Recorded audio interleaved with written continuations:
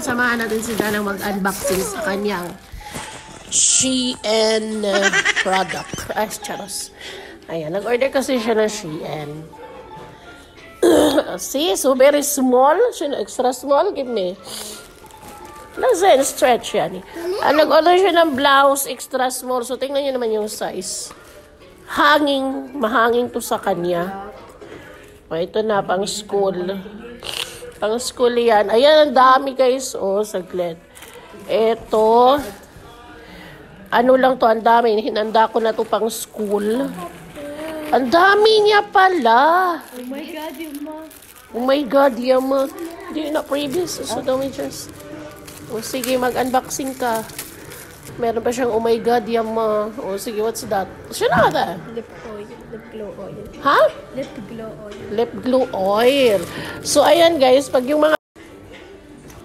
bibili yung mga anak ko ng, ng Shein or kahit anong orderin niya. See, I told you, only one for that lip,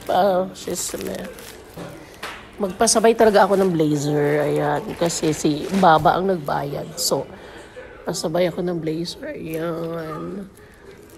Ano siya? Siya na din, mama.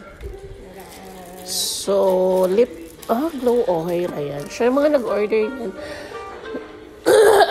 Hi, pasensya na kayo kasi yung boses ko talaga. That's mine. So, ayun na. Yung order niya. Yan lang. Oh, shirihata. Yan lang. At saka ito yung blazer na sinabit ko doon sa order niya. Makasabit na lang ng isang. So, ayun guys. Yun lang. Sa mga pakiramdam ko talaga, marata talaga na mula-mula yung mukha ko. Para na akong mumu. Nangingitim na yung dito ko, tsaka dito ko. Yung walang tulog. Hindi ako masyadong nakatulog sa gabi kasi tagal pa matulog mga bata. Tapos, ano ba yun, yung kama ko. Ewan ko ba doon?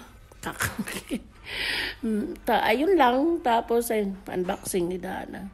So, yung mga camera, hindi halatang may sakit tayo, Lalo na pag yung may mga filter,